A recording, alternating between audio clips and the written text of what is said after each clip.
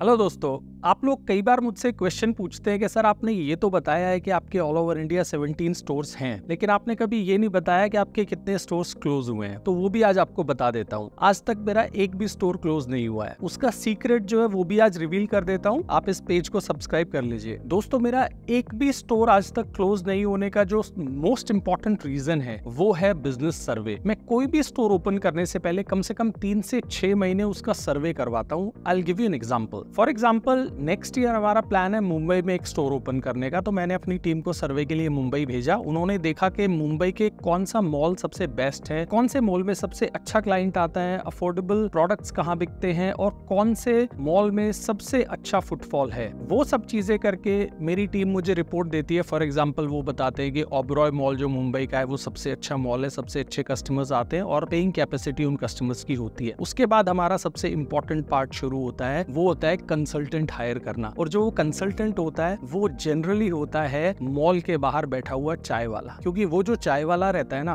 वो मॉल में हर दुकान पे चाय देने जाता है। उसको पता होता है मॉल में कौन सी दुकान की कितनी सेल है। वो सारे स्टोर मैनेजर्स को पर्सनली जानता है। तो मेरी टीम क्या करती है, चाय वालों से कांटेक्ट करती है और उनको एक तरह से कुछ टाइम के लिए हायर करती है। फॉर एग्जाम्पल, 1000 रुपए 1500 रुपए महीने उनको देती है। ये अनएथिकल नहीं है, हम उनको पे कर रहे हैं सिर्फ जो इन्फॉर्मेशन उनके पास है वो हमें देने के लिए। चाय वाला जो होता है वो मेरी टीम को बताता है कि इस मॉल में कौन सा स्टोर सबसे अच्छा परफॉर्म कर रहा है, कौन सा स्टोर है जो अच्छा परफॉर्म नहीं कर पा रहा है, पेइंग कैपेसिटी कस्टमर की कैसी है, कौन से फ्लोर पे सेल सबसे ज्यादा है, कौन से फ्लोर पे सेल कम है, मॉल का कौन सा लोकेशन सबसे अच्छा है, कौन सा लोकेशन सबसे खराब है। ये इन्फॉर्मेशन जो है हमारे लिए बहुत क्रिटिकल होती है। इस इन्फॉर्मेशन के बाद हम अंदाजा लगा पाते हैं कि हमारी मंथली सेल कितनी हो पाएगी, जिससे हम ये अंदाजा लगा सकते हैं कि कितने किराए तक की हमें दुकान लेनी है। और जो चाय वाले होते हैं उनको पता होता है कौन सी दुकान खाली होने वाली है, तो हमें वो ये इन्फॉर्मेशन पहले ही दे देते हैं कि ये दुकान खाली होने वाली है। तो हम लैंडलॉर्ड को या मॉल मैनेजमेंट को रीच आउट करके वो दुकान सबसे पहले ले लेते हैं। उसके बाद जब शॉप ओपन भी कर लेते हैं तो स्टाफ हायर करना होता है। अब हम दिल्ली में बैठे हैं तो मुंबई में स्टाफ हायर करना एक चैलेंज होता है। तो चाय वाला जो होता है